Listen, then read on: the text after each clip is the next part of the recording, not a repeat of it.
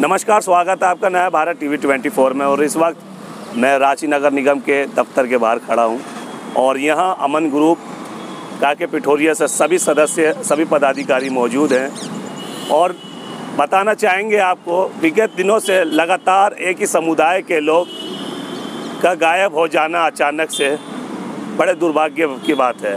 मगर यहाँ जब अमन ग्रुप एक्शन लिया और झारखंड के मुख्यमंत्री श्री हेमंत सोरेन जी से मिले और उनको ये जानकारी दी कि 25 से 30 साल के लगभग उम्र के लोग एक बैग से गायब हो जाना बड़ा दुर्भाग्य की बात है। आखिर ऐसा क्यों हो रहा है और एक ही समुदाय को क्यों टारगेट किया जा रहा है? तो मुख्यमंत्री जी ने डायरेक्ट रांची के सीनियर एसपी जी को फ़ोन पे सारी जानकारी दी और सीनियर एसपी जी को बताया कि इस तरीके का रांची शहर में मामला दिन पर दिन बढ़ता जा रहा है।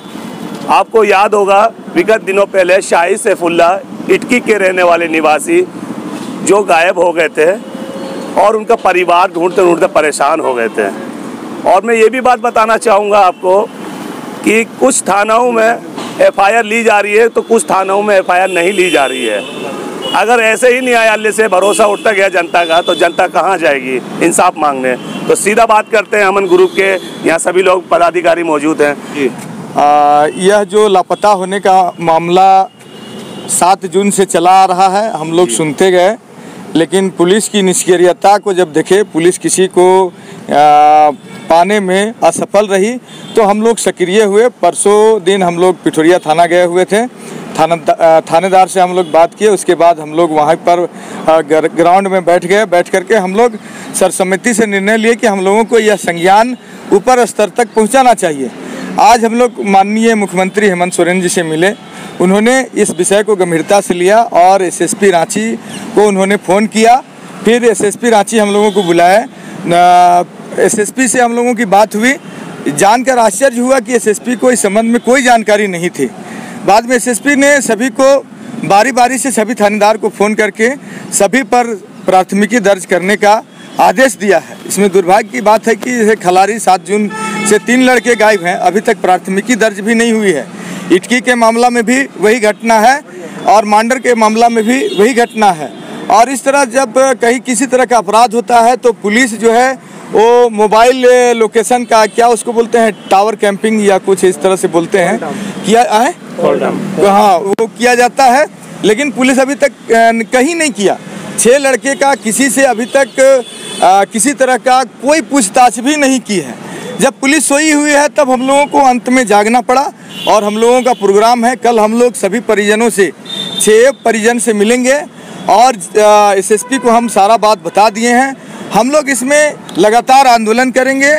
10 अगस्त को हम लोग, अगर 10 अगस्त तक कोई खोजबीन नहीं हुआ, नहीं मिला कोई लड़का, तो 10 अगस्त को हम लोग मोराबादी मैदान के गांधी प्रतिमा के समक्ष हम लोग 1 दिवसीय धरना देने का मन बनाया है। वहाँ पर हम लोग धरना देंगे। सर, एक और सवाल है मेरा। आपका कहना है कि 5-6 व्यक्ति गायब हो गए हैं और खलारी से भी 3 व्यक्ति युवक जो हैं गायब हो गए हैं और अभी तक एफआईआर नहीं ली गई है।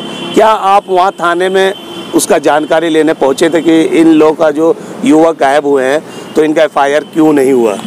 थाना में तो मैं नहीं गया था, उनके गार्जियन है यहाँ पर उपस्थित। सर, बात कर लिया जाए कि थाना प्रभारी किस तरह से इन लोगों के साथ बदसलूकी किया।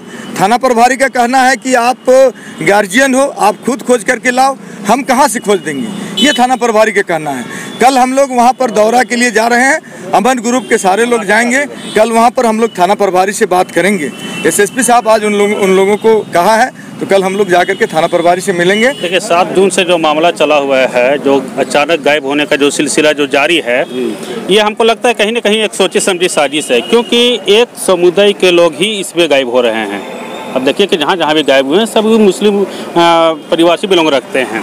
और यहाँ पे देखा जाए तो आज तक एसएसपी साहब को खबर नहीं था कि इतने बच्चे गायब हो गए हैं। मतलब थाना वाले प्रभारी कोई आज तक खबर नहीं की एसएसपी साहब को कि इतने बच्चे गायब हो गए हैं। तो हमको लगता है नीचे से लेकर ऊपर तक यहाँ सब मिली भगत है और एक सोची समझी साजिश के तहत इतने बच्चे गायब हो रहे हैं। और नहीं तो बच्चे क्या ज़मीन खा गया, आसमान निकल गया, ठीक है, कुछ नहीं, अगर जिंदा या मुर्दा तो बरामद होना चाहिए ना।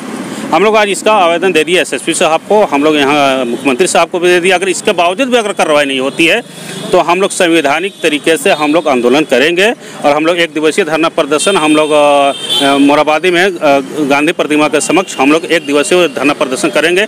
इसके बावजूद भी अगर कोई निष्कर्ष नहीं निकलता है तो फिर हम लोग अमन ग्रुप हम लोग इस पर सोचेंगे और हम लोग संवैधानिक तरीके से जो लीगल होगा उस तरीके से हम लोग फिर इस पर हम लोग कार्रवाई करेंगे। हम लोग धरना प्रदर्शन करेंगे इसमें।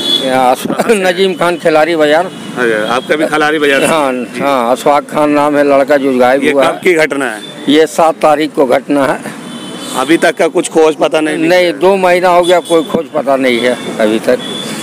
हम लोग नई परिवार वाले में सारे जगह हम लोग पता किए, कहीं पता नहीं चला। लास्ट में हम लोग थाना गए, थाना में सना दर्ज करवाएं तो फिर 2 दिन के बाद फिर हम लोग गए।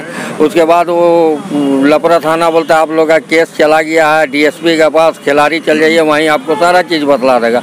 वहाँ पहुँचे, वहाँ गए तो वो लोग बोल रहे हैं कि आप लोग सारा रिश्तेदार में पता कीजिए। जब फ़ोन करते हैं आप आइए थाना, आ जाते हैं, बोलता है रिश्तेदार में कहीं पता चल। हम बोले पता चल ही नहीं रहा, आप खोज नहीं रहे तो हम कहाँ से पता कर पाएंगे। जितना मैं पता कर रहा हूँ अपना परिवार से उतना तो हम पता कर रहे हैं, मगर आप तो पता करके बतलाइए कि कहाँ है।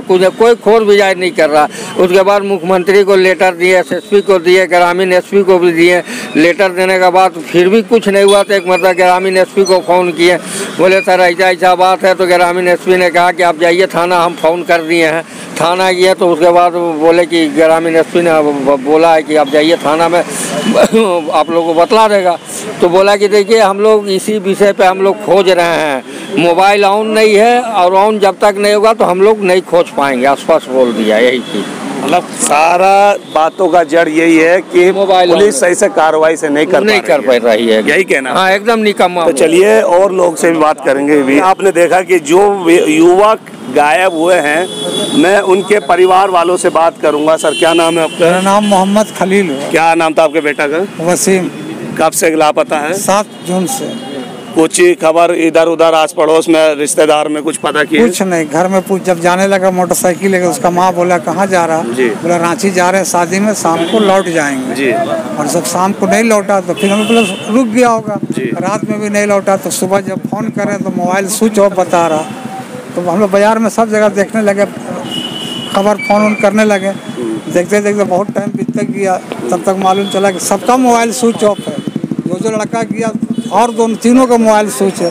तब थाना में गए तो थाना वाला बोलता है, हम लोग FIR करने गए, बोला कि सना लिख के दीजिए। हम लोग सना लिख के दिया। जब जाते हैं भेंट करते हैं थाना से तो बोल दिया कि अब यहाँ लफड़ा नहीं आने का, अब खिलाड़ी थाना में आपका केस चला गया। कौन थाना पड़ता है आपका? हमारा मलपेशी थाना पड़ता है। अच्छा। लेकिन जो खिलाड़ी थाना का बड़ा बाबू है वो कोई और बड़ा पोस्ट में भी है। हाँ। इसीलिए वो कागज सब वहीं आ गया। अच्छा। वहाँ DSP भी रहते हैं खिलाड़ी में। हम लोग जाते हैं भेंट करके चले आते हैं, बस खोज रहे हैं, लगा हुआ है। मोबाइल जब उसका खुलेगा तो मिल जाएगा। अमन ग्रुप से आप लोगों का कैसे मुलाकात हुई, किस तरीके से आप पहुंचे अमन ग्रुप के पास? बस इसी तरह से हल्ला होते होते और हमारा खिलाड़ी में एक है, क्या नाम है उनका, शफीक बोलकर है। उनसे पहले से भैया से जान पहचान थे तो रात में बताएं तो हम लोग फिर जब बताएं पूरा कहानी तब हम लोग आज यहाँ मैंने देखा और सुना कि अमन ग्रुप, अब अगर उनकी बातों को नहीं सुना जाता या उनके परिवार वालों की बातों को सीरियस नहीं लिया जाता है तो अब अमन ग्रुप और स्थानीय निवासी लोग अब एक्शन लेगी और रोड पे उतरने का भी फैसला लेगी।